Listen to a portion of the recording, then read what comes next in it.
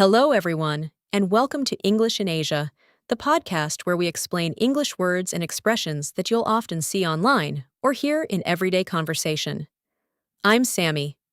And I'm Jonathan. It's great to be here. Today's word is one that has become very common in modern English, especially in texting and social media. Yes. Today we're talking about the word ghosting. Okay, Let's start with a situation that might feel familiar. Imagine you've been messaging someone. Maybe you met online, or maybe you went on a date. Everything seems normal. and then suddenly, nothing. Exactly. You send a message, and the person simply stops replying. No reply that day, no reply the next day, and eventually you realize that the conversation is probably over. Not just for a few hours. Completely. Right. One day passes, then another day. Eventually you realize the conversation is probably over. And in modern English, there's a very common word people use to describe that situation. Yes, we say that person ghosted you. Originally, a ghost is the spirit of a dead person. A ghost is just a spirit. Something you'd see in a scary movie. Exactly. But in modern slang, the word ghost is used as a verb. When someone ghosts you, they disappear from communication, just like a ghost. So they suddenly stop replying to messages, and they don't explain why. Right, no explanation, no goodbye, just silence. So if someone asks, what happened with that person you were talking to, you might say, I think they ghosted me. Exactly, that's the metaphor. And when people use this word, are they usually talking about dating? Most of the time, yes. Or, at least, originally, the word became popular because of dating apps and messaging.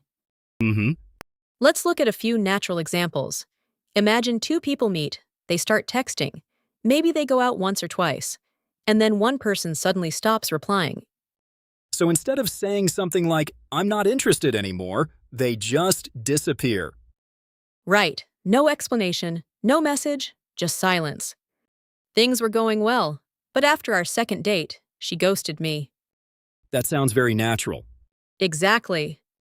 Another example, I thought we were becoming friends, but he suddenly ghosted me. Good. Notice that ghost behaves just like a normal verb. Right. Okay, here's another one. Things were going well, but after our second date, she ghosted me.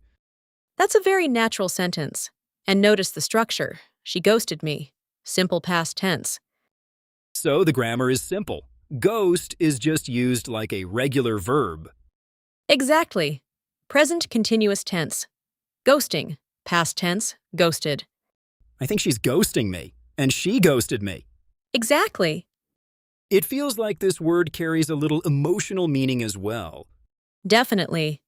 When someone says they were ghosted, there's usually a sense of confusion or disappointment.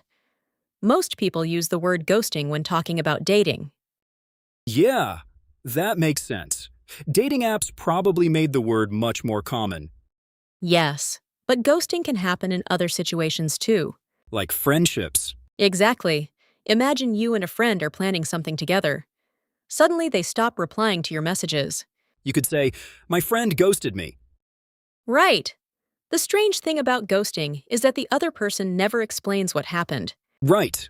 The conversation just stops. Exactly. And that can make people wonder what they did wrong. Yes, that's one reason the word became so popular. It describes a very specific experience that many people have had in the age of texting and social media. Because communication today is very easy to stop. Right. In the past, if you wanted to avoid someone, it was actually harder. Sure, You might still see them at work or at school, or you might have to answer the phone. but now you can simply stop replying to messages. Exactly. You stop answering texts, you stop responding on messaging apps, and you essentially disappear from the conversation. Like a ghost. Exactly. Now, I'm curious about something. Is ghosted always used in romantic situations, or can it be used in other contexts too? Good question. Dating is the most common context, but it can definitely be used in other situations. For example, For example, imagine a group chat. Let's say several friends are chatting in a chat group. One person suddenly stops replying completely. You could say they ghosted the group chat. Exactly. That's interesting. So the meaning stays the same. Someone suddenly disappears from communication. Right. The key idea is the unexpected disappearance.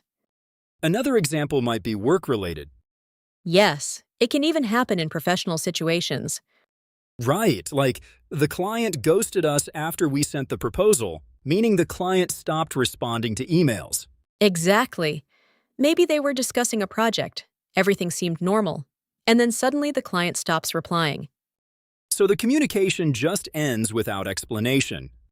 Right. I think what makes this word interesting is that it's very modern. You probably wouldn't read it in older books. That's true. The word became common only in the last decade or so. Mm-hmm. It spread quickly through social media and online conversations. And now it's widely understood. Yes. Most native speakers immediately understand what you mean if you say someone ghosted you.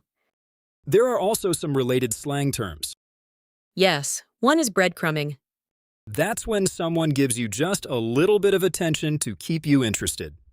Exactly. Like sending an occasional message, but never making real plans. Another term is zombieing. Right. That's when someone ghosts you, and then suddenly comes back later.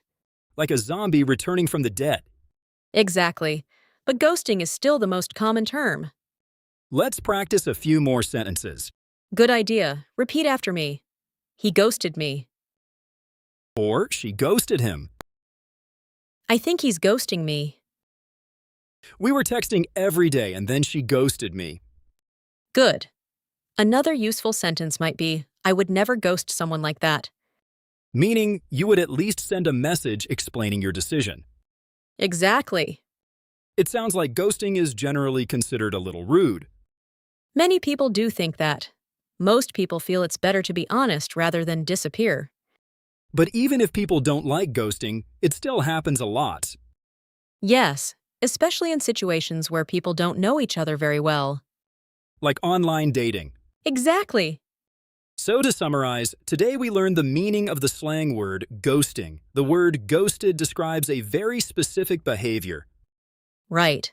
When someone suddenly stops communicating with you and disappears from the conversation without explanation. And the image behind the word is that they vanish like a ghost. Exactly. So if someone suddenly stops replying to your messages, you might say you've been ghosted. It's a simple word, but it describes a very modern social experience.